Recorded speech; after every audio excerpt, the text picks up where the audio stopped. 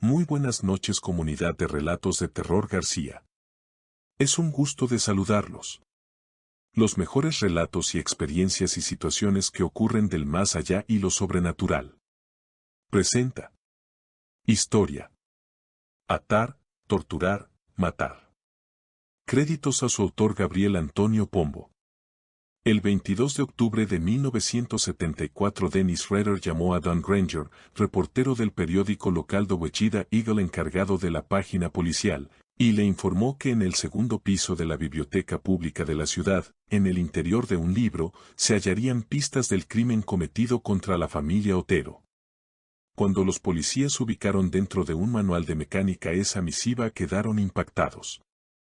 Allí se describía cómo habían quedado colocados, tras la matanza, los cuerpos de las víctimas, qué ropa vestían, cómo fueron amarrados, qué tipo de cuerda se usó, etc.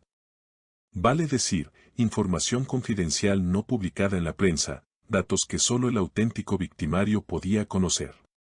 La nota proseguía comunicando que el redactor no podía contenerse y que volvería a asesinar, pues un monstruo interior lo impelía a cobrarse más presas humanas. No se consideraba responsable de los crímenes ni ser una persona realmente malvada porque, según alegaba, había nacido con el factor X, anomalía inherente a los asesinos seriales, que era la verdadera culpable de sus destructivos actos.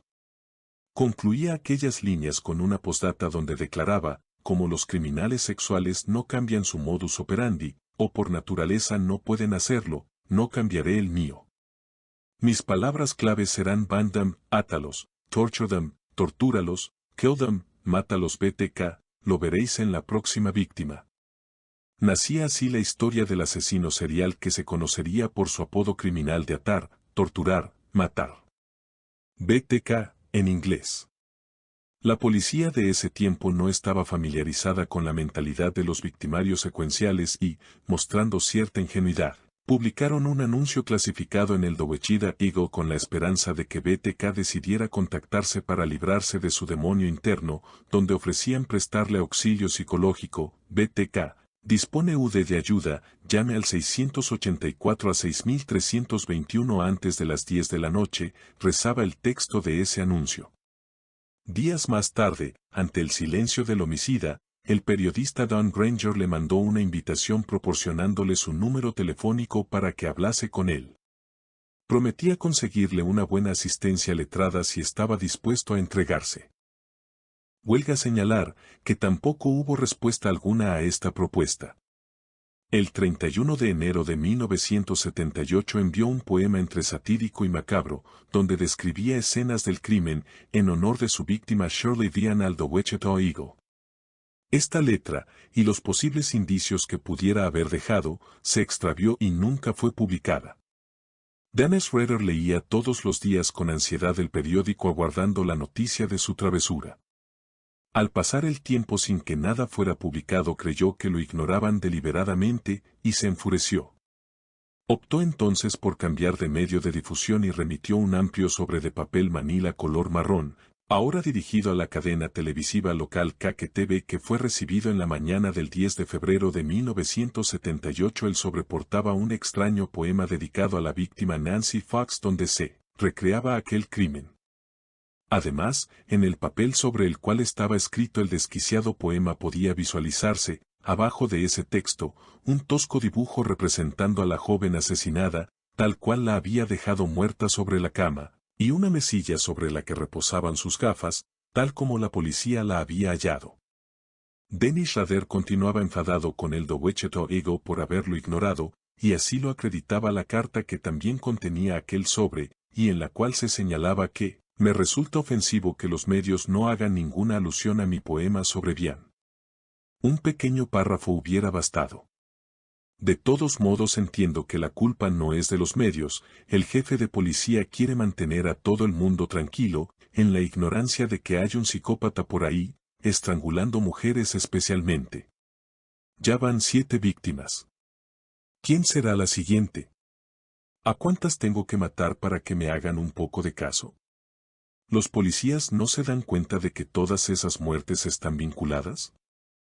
Ha llegado la hora de ponerme un nombre, ya llevo 7 víctimas y quedan muchas más por llegar. Me gustan estos, ¿y a vosotros? El estrangulador BTK, el estrangulador de visita, el estrangulador poeta, el garrote fantasma. Estas inequívocas pruebas de que el criminal hablaba en serio determinaron al por entonces jefe de la policía de Wichita, Richard Lomanian, a alertar a la población anunciando que un homicida en serie estaba al acecho. En la tarde de ese 10 de febrero de 1978 convocó a una rueda de prensa. Los habitantes de Wichita y sus alrededores entraron en pánico y la compra de sistemas de protección en las viviendas se multiplicaron. Irónicamente, la empresa de alarmas en la cual trabajaba Dan Schroeder hizo su agosto pues, al igual que otras compañías de seguridad, alcanzó cifras récords en sus ventas. De paso, el asesino aprovechaba su labor como colocador de alarmas y agente privado de seguridad para recorrer las calles con la camioneta de la empresa. Así, portando el uniforme laboral gracias al cual alejaba sospechas, iba recabando pacientemente información útil a fin de saber en cuáles casas era más fácil entrar clandestinamente para consumar sus perversos fines, qué mujeres vivían solas, cuáles eran sus horarios, si tenían pareja o hijos menores y, en fin, innumerables y valiosos datos que con suma minucia registraba a la espera del momento más apropiado para perpetrar sus nuevas tropelías. A la larga, el afán de notoriedad que imbuía a este cruel ultimador secuencial fue lo que cavó su fosa. El 16 de febrero de 2005 llegó a los estudios de KQTV un paquete remitido por BTK conteniendo una carta, una joya y un disquete que Dan Schroeder había grabado confiadamente. El jefe de la policía de Wichita, Kenny Landwehr, no podía creer lo que estaba viendo, no daba crédito a su buena suerte. Llamó enseguida a Randy Stone, el informático de la división, quien rodeado de ansiosos policías no tardó en encontrar un rastro, el de la iglesia luterana de Wichita, y un nombre, Dennis. Teclearon en Google y supieron que se trataba de Dan Schroeder, presidente de esa congregación eclesiástica. Luego de 31 años de cacería al fin la presa estaba a su alcance. El próximo paso consistió en aproximarse con disimulo a su residencia de Park City donde vieron estacionada la camioneta Grand Cherokee negra que había sido usada por la persona que dejó el paquete, y que las cámaras de seguridad exteriores de la cadena televisiva KQTV habían captado, aunque sin identificar la matrícula del rodado ni al conductor, dada la mala calidad de las imágenes. Para asegurarse, los detectives cotejaron muestras de ADN de la hija casada de Dan Schroeder con las muestras seminales halladas en enero de 1974 sobre el cadáver de la niña Jaci Otaro. Las muestras coincidían sin dejar lugar a dudas. Se detuvo al asesino BTK el 25 de febrero de 2005 cuando volvía a su casa para almorzar. Al ver descender del coche policial a los agentes, el delincuente identificó al jefe de estos y le saludó con aparente despreocupación. Hello, Mr. Landwehr. Tras varias horas de interrogatorio en la estación de policía confesó sus crímenes, regocijándose en los detalles morbosos. La prolongada noche de terror que asoló a los habitantes de Wichita durante 31 años había llegado a su fin. Relato número 2. Historia: la verdadera historia de Jack el Destripador. Créditos a su autor Gabriel Antonio Pombo. Aquel otoño de 1888 había sido espantoso para los habitantes de Londres. Y no porque la niebla y el frío resultasen más agobiantes que de costumbre, pues al mal clima los ciudadanos británicos estaban acostumbrados.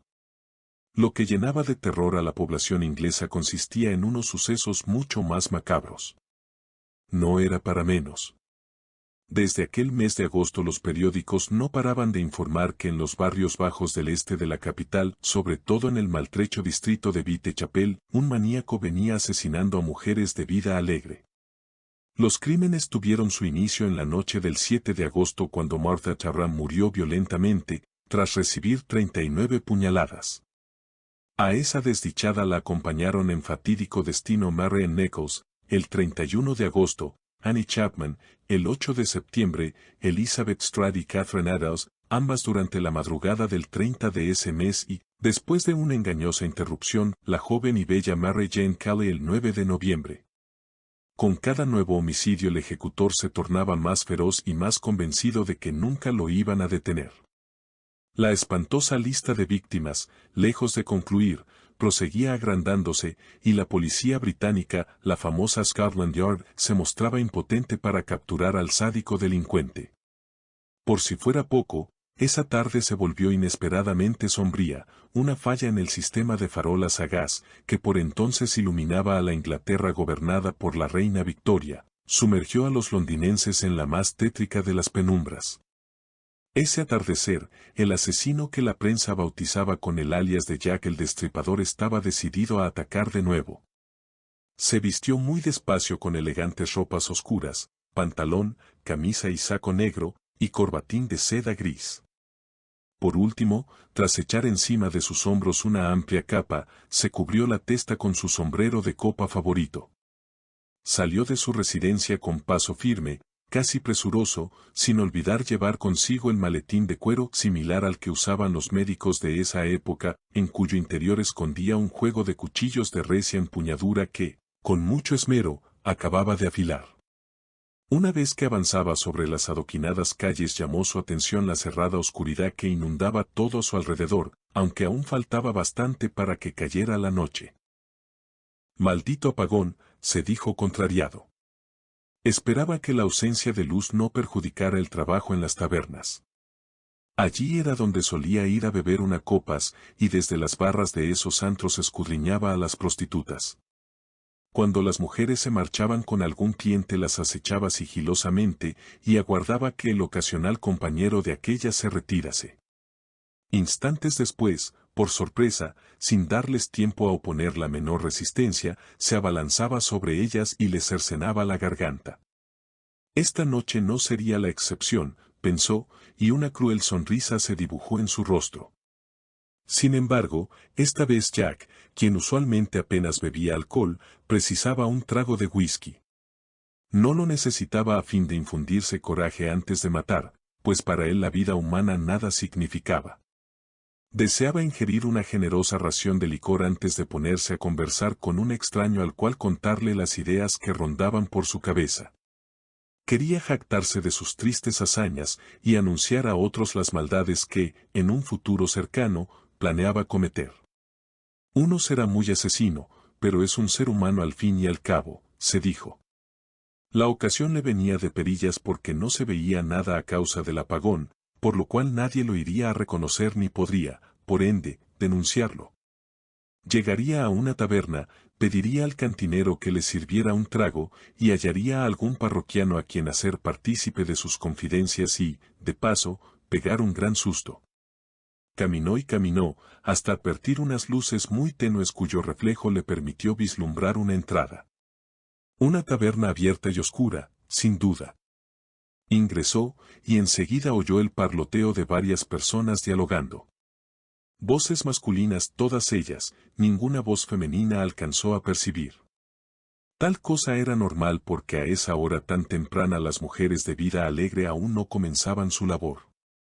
Solo había hombres, marineros, oficinistas aburridos y obreros que cansados de su jornada en las fábricas acudían a las cantinas para relajarse bebiendo licor. Tropezó en medio de la penumbra con una silla sobre la cual se sentó, al tiempo que se quitaba su sombrero de copa. Babi, llamó con voz autoritaria. Cuando no conocía el nombre del tabernero nunca le fallaba requerir ser atendido por algún empleado que se llamara Babi, dado que el diminutivo de Robert era muy común en la Inglaterra victoriana. No fue diferente esta vez, y de inmediato escuchó el rumor de unos pasos aproximarse. ¿Qué se le ofrece, mister? Pues que me sirvan una jarra de cerveza, no, mejor sírveme un vaso de whisky. Escocés, por supuesto. Esta noche tengo muchas ganas de hablar con alguien, y beberme un whisky será un buen comienzo. Hizo una pausa mientras procuraba distinguir entre las sombras las facciones de su interlocutor. En realidad, mister, no creo que aquí podamos ayudarlo. Si usted busca con quien hablar deberá dirigirse a otro sitio, fue la fría respuesta. Jack hirvió en cólera. Era hombre de pocas pulgas al cual le disgustaba que lo contradijesen. Claro que me servirás, cantinerito de cuarta, rugió con mal humor. Me traerás el trago que te ordeno, y me escucharás muy atento, te guste o no. Realizó un paréntesis a fin de dar más énfasis a sus amenazas. ¿Sabes con quién estás tratando, mocito? Pues nada menos que con el tipo al cual todos llaman Jack el Destripador. No necesito aclararte por qué me apodan así. ¿No crees? Las rudas palabras del criminal parecieron surtir efecto. El sujeto anónimo pareció tragar saliva, y cambiando de tono le dijo respetuosamente: Disculpe usted. Con esta tremenda oscuridad uno no puede saber con quién está tratando. Claro que haremos todo lo posible por servirlo, repuso, y con un gesto rápido de su mano llamó a un compañero. Cuando unos pasos se aproximaron, Jack oyó que el primero le decía al otro: El señor es Jack el Destripador. Nos hace el honor de visitarnos. Ve a la trastienda en busca de una botella de scotch, de la máxima calidad. Más calmado, al comprobar que sus órdenes eran obedecidas, el delincuente prosiguió: Bien, muchacho, así está mejor. Bueno, como te decía, no sé por qué razón, pero mientras caminaba rumbo a esta taberna me vinieron unas enormes ganas de hablar con alguien, con un desconocido. Y ahora que te has puesto amable, creo que te elegiré a ti para hacerte algunas confesiones. Jack pudo sentir que la respiración de su anónimo oyente se tornaba más pesada. Este pobre cantinerito debe estar muerto de miedo, pensó, y esa idea lo puso de ánimo alegre. Siempre resultaba bueno sentirse distendido en aquellas noches cuando se aprestaba a salir a trabajar provisto de sus filosos cuchillos. Consideraba cosa positiva la adrenalina que le corría al oír los gritos de sus víctimas, y mientras emprendía la huida por las estrechas callejuelas burlando a los estúpidos policías. No obstante, sabía que soportar mucho estrés era malo para su salud. Lo escucharé con toda la atención que usted se merece, respondió suavemente el otro. Bien, Babi, te contaré por qué maté a la primera. A esa gorda fea, la cual al día siguiente, leyendo los periódicos, supe que se llamaba Martha Charran. Yo estaba en la taberna, el Ángel y la Corona, y me aprontaba para retirarme cuando la mujer iba saliendo del brazo con un guardia de la Torre de Londres. Un muchachito que, se veía a la legua, estaba gozando de su día franco, y al cual no se le ocurrió mejor idea que gastarse la paga con una apestosa como esa. ¿Sabes? La muy furcia estaba borracha, y al pasar me dio un pisotón. Sé que lo hizo sin querer. Pero, por mil diablos. Como me dolió, me apretó justo la uña encarnada. Bueno, claro que no decidí matarla solo por eso. Pero la seguí hasta la calle para insultarla a ella y al mequetrefe que tenía por cliente, y al aproximarme logré verle bien la cara, y ahí fue que me vinieron unas ganas bárbaras de cortar su grueso pescuezo. ¿Quieres saber por qué? No me puedo imaginar. Dígamelo, mister. Pues porque la cretina era idéntica a mi tía Etelvina. La muy zorra de mi tía que me hacía la vida imposible cuando yo era chico. La vieja hace años que está muerta. De niño siempre quise vengarme de ella, pero se murió antes de que yo llegase a ser adulto. Y ahora, al verle el rostro bajo la luz de aquella farola agasa Martha Tabram, supe que mi tía se había reencarnado en ella. Esa fue la primera vez que lo hice. 39 tajos le pegué. Tuve que darle tantos para liquidarla porque el puñal lo llevaba desafilado. Después de esa vez siempre voy preparado y llevo al menos un par de cuchillos bien afiladitos, ¿Y a las demás mujeres, también las asesinó porque se parecían a su tía? No te hagas el chistoso, Babi. Las maté porque le agarré el gustito a la sangre, Además, con lo idiota que es nuestra policía, de seguro nunca me van a atrapar. No tengo el gusto de compartir su mala opinión sobre la policía de Londres. ¿Y tú qué sabes de eso, infeliz? Como ya hemos dicho, al criminal no le agradaba que lo contradijeran. Aquí en Inglaterra todos los policías son idiotas, ¿me oyes? Y dicho sea de paso, ¿para cuándo el whisky? Disculpe, mister, mi compañero demora porque fue hasta la bodega a buscar un whisky acorde a la calidad de un distinguido visitante como usted. Bueno, pero que no tarde. Me muero de ganas por beber un buen trago.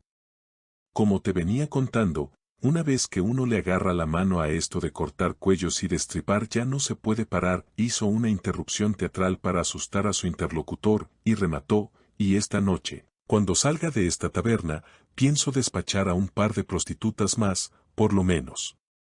Se quedó aguardando el efecto que surtían sus amenazas. El tipo a esta altura debe haberse hecho encima de los pantalones, ja, ja, supuso, mientras saboreaba la agradable sensación de causar miedo. Sin embargo, un nuevo comentario de Babi volvió a sacarlo de sus casillas. Como ya le dije, pienso que la policía de acá no es tan tonta como usted cree. Es más, me parece que su carrera criminal ha terminado, y que ya no podrá asesinar a ninguna mujer más, le retrucó con inesperada serenidad el otro. Claro que seguiré despanzurrando prostitutas a diestra y siniestra. No dejaré de matarlas hasta que me harte, bramó el homicida múltiple. ¿Quién se piensa este desgraciado que es?, se dijo. Como me siga llevando la contraria, abriré mi maletín, tomaré uno de mis cuchillos y le rebanaré el cuello. Lástima que no puedo verlo con esta maldita oscuridad. Pero antes de que pudiera ejecutar movimiento alguno, escuchó a su oponente repetir: le aseguro que su carrera criminal ha terminado y que ya no volverá a lastimar a nadie más. El timbre del otro sonaba curiosamente muy seguro.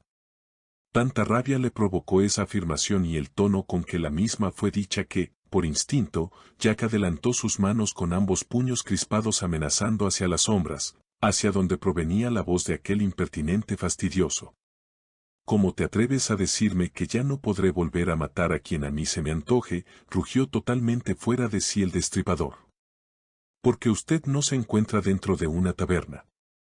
Estas son las oficinas de la jefatura de policía de Scotland Yard, le espetó secamente el agente, al tiempo que cerraba un par de esposas en torno a las muñecas del atónito asesino en serie. Texto de Gabriel Antonio Pombo. Aquel otoño de 1888 había sido espantoso para los habitantes de Londres. Y no porque la niebla y el frío resultasen más agobiantes que de costumbre, pues al mal clima los ciudadanos británicos estaban acostumbrados. Lo que llenaba de terror a la población inglesa consistía en unos sucesos mucho más macabros. No era para menos. Desde aquel mes de agosto los periódicos no paraban de informar que en los barrios bajos del este de la capital, sobre todo en el maltrecho distrito de Whitechapel, un maníaco venía asesinando a mujeres de vida alegre. Los crímenes tuvieron su inicio en la noche del 7 de agosto cuando Martha Charram murió violentamente, tras recibir 39 puñaladas. A esa desdichada la acompañaron en fatídico destino Marian Nichols, el 31 de agosto, Annie Chapman, el 8 de septiembre, Elizabeth Strad y Catherine Adams, ambas durante la madrugada del 30 de ese mes y, después de una engañosa interrupción, la joven y bella Mary Jane Kelly el 9 de noviembre. Con cada nuevo homicidio el ejecutor se tornaba más feroz y más convencido de que nunca lo iban a detener. La espantosa lista de víctimas, lejos de concluir, proseguía agrandándose, y la policía británica, la famosa Scotland Yard, se mostraba impotente para capturar al sádico delincuente. Por si fuera poco, esa tarde se volvió inesperadamente sombría, una falla en el sistema de farolas a gas, que por entonces iluminaba a la Inglaterra gobernada por la reina Victoria, sumergió a los londinenses en la más tétrica de las penumbras. Ese atardecer, el asesino que la prensa bautizaba con el alias de Jack el Destripador estaba decidido a atacar de nuevo. Se vistió muy despacio con elegantes ropas oscuras, pantalón, camisa y saco negro, y corbatín de seda gris. Por último, tras echar encima de sus hombros una amplia capa, se cubrió la testa con su sombrero de copa favorito. Salió de su residencia con paso firme, casi presuroso, sin olvidar llevar consigo el maletín de cuero similar al que usaban los médicos de esa época, en cuyo interior escondía un juego de cuchillos de recia empuñadura que, con mucho esmero, acababa de afilar. Una vez que avanzaba sobre las adoquinadas calles llamó su atención la cerrada oscuridad que inundaba todo a su alrededor, aunque aún faltaba bastante para que cayera la noche. Maldito apagón, se dijo contrariado. Esperaba que la ausencia de luz no perjudicara el trabajo en las tabernas. Allí era donde solía ir a beber una copas, y desde las barras de esos antros escudriñaba a las prostitutas. Cuando las mujeres se marchaban con algún cliente las acechaba sigilosamente, y aguardaba que el ocasional compañero de aquellas se retirase. Instantes después, por sorpresa, sin darles tiempo a oponer la menor resistencia, se abalanzaba sobre ellas y les cercenaba la garganta. Esta noche no sería la excepción, pensó, y una cruel sonrisa se dibujó en su rostro. Sin embargo, esta vez Jack, quien usualmente apenas bebía alcohol, precisaba un trago de whisky. No lo necesitaba a fin de infundirse coraje antes de matar, pues para él la vida humana nada significaba. Deseaba ingerir una generosa ración de licor antes de ponerse a conversar con un extraño al cual contarle las ideas que rondaban por su cabeza. Quería jactarse de sus tristes hazañas y anunciar a otros las maldades que, en un futuro cercano, planeaba cometer. Uno será muy asesino, pero es un ser humano al fin y al cabo, se dijo. La ocasión le venía de perillas porque no se veía nada a causa del apagón, por lo cual nadie lo iría a reconocer ni podría, por ende, denunciarlo. Llegaría a una taberna, pediría al cantinero que le sirviera un trago, y hallaría a algún parroquiano a quien hacer partícipe de sus confidencias y, de paso, pegar un gran susto. Caminó y caminó, hasta advertir unas luces muy tenues cuyo reflejo le permitió vislumbrar una entrada. Una taberna abierta y oscura, sin duda. Ingresó, y enseguida oyó el parloteo de varias personas dialogando. Voces masculinas todas ellas, ninguna voz femenina alcanzó a percibir. Tal cosa era normal porque a esa hora tan temprana las mujeres de vida alegre aún no comenzaban su labor. Solo había hombres, marineros, oficinistas aburridos, y obreros que cansados de su jornada en las fábricas acudían a las cantinas para relajarse bebiendo licor. Tropezó en medio de la penumbra con una silla sobre la cual se sentó, al tiempo que se quitaba su sombrero de copa. Babi, llamó con voz autoritaria. Cuando no conocía el nombre del tabernero nunca le fallaba requerir ser atendido por algún empleado que se llamara Babi, dado que el diminutivo de Robert era muy común en la Inglaterra victoriana. No fue diferente esta vez, y de inmediato escuchó el rumor de unos pasos aproximarse. ¿Qué se le ofrece, mister? Pues que me sirvan una jarra de cerveza, no, mejor sírveme un vaso de whisky. Escocés, por supuesto. Esta noche tengo muchas ganas de hablar con alguien, y beberme un whisky será un buen comienzo. Hizo una pausa mientras procuraba distinguir entre las sombras las facciones de su interlocutor. En realidad, mister, no creo que aquí podamos ayudarlo. Si usted busca con quien hablar deberá dirigirse a otro sitio, fue la fría respuesta. Jack hirvió en cólera. Era hombre de pocas pulgas al cual le disgustaba que lo contradijesen. Claro que me servirás, cantinerito de cuarta, rugió con mal humor. Me traerás el trago que te ordeno, y me escucharás muy atento, te guste o no, realizó un paréntesis a fin de dar más énfasis a sus amenazas, ¿sabes con quién estás tratando, mocito? Pues nada menos que con el tipo al cual todos llaman Jack el Destripador. No necesito aclararte por qué me apodan así. ¿No crees? Las rudas palabras del criminal parecieron surtir efecto. El sujeto anónimo pareció tragar saliva, y cambiando de tono le dijo respetuosamente. Disculpe usted. Con esta tremenda oscuridad uno no puede saber con quién está tratando. Claro que haremos todo lo posible por servirlo, repuso, y con un gesto rápido de su mano llamó a un compañero. Cuando unos pasos se aproximaron, Jack oyó que el primero le decía al otro. El señor es Jack el Destripador. Nos hace el honor de visitarnos. Ve a la trastienda en busca de una botella de scotch, de la máxima calidad. Más calmado, al comprobar que sus órdenes eran obedecidas, el delincuente prosiguió. Bien, muchacho, así está mejor. Bueno, como te decía, no sé por qué razón, pero mientras caminaba rumbo a esta taberna me vinieron unas enormes ganas de hablar con alguien, con un desconocido. Y ahora que te has puesto amable creo que te elegiré a ti para hacerte algunas confesiones. Jack pudo sentir que la respiración de su anónimo oyente se tornaba más pesada. Este pobre cantinerito debe estar muerto de miedo, pensó, y esa idea lo puso de ánimo alegre. Siempre resultaba bueno sentirse distendido en aquellas noches cuando se aprestaba a salir a trabajar provisto de sus filosos cuchillos. Consideraba cosa positiva la adrenalina que le corría al oír los gritos de sus víctimas y mientras emprendía la huida por las estrechas callejuelas burlando a los estúpidos policías. No obstante, sabía que soportar mucho estrés era malo para su salud. Lo escucharé con toda la atención que usted se merece, respondió suavemente el otro. Bien, Babi, te contaré por qué maté a la primera. A esa gorda fea, la cual, al día siguiente leyendo los periódicos, supe que se llamaba Martha Charran. Yo estaba en la taberna, el Ángel y la Corona, y me aprontaba para retirarme cuando la mujer iba saliendo del brazo con un guardia de la Torre de Londres.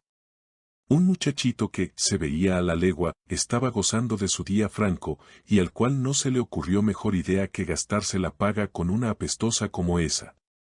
¿Sabes? La muy furcia estaba borracha, y al pasar me dio un pisotón. Sé que lo hizo sin querer. Pero, por 1000 diablos. Como me dolió, me apretó justo la uña encarnada. Bueno, claro que no decidí matarla solo por eso.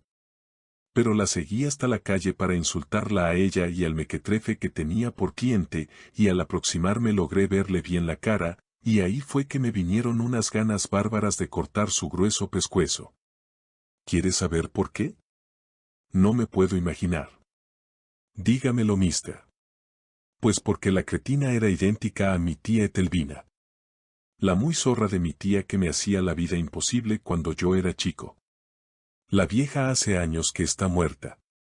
De niño siempre quise vengarme de ella, pero se murió antes de que yo llegase a ser adulto. Y ahora, al verle el rostro bajo la luz de aquella farola agasa Martha Chabram, supe que mi tía se había reencarnado en ella. Esa fue la primera vez que lo hice. 39 tajos le pegué.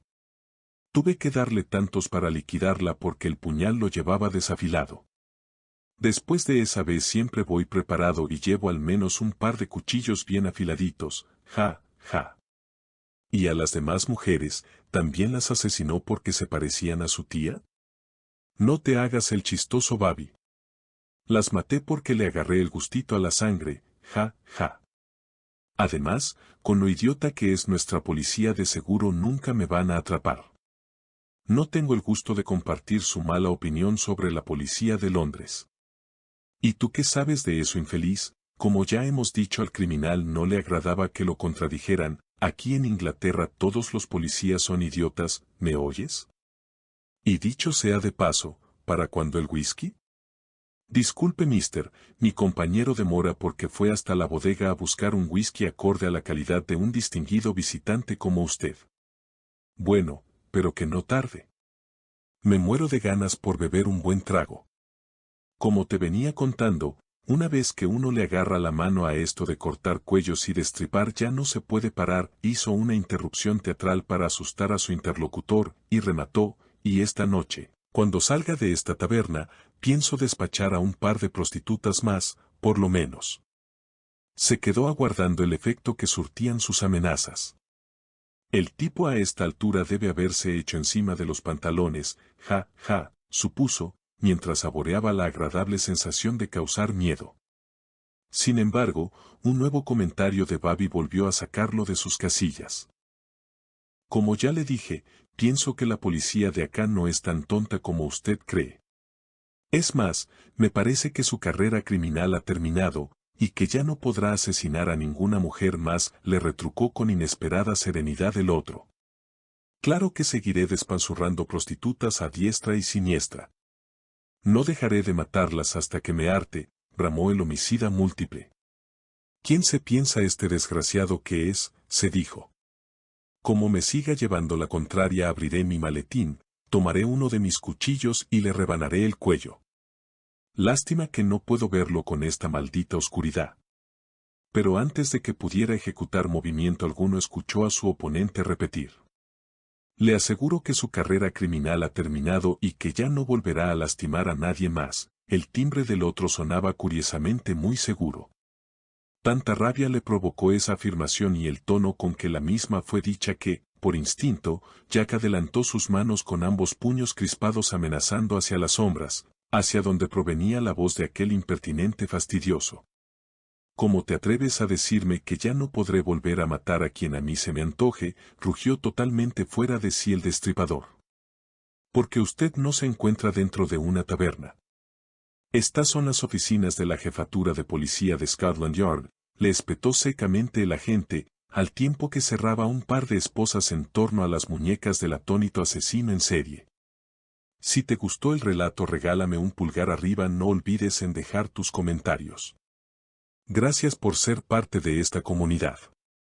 Saludos a todos nuestros seguidores. Hasta la próxima. Síguenos en nuestras redes sociales.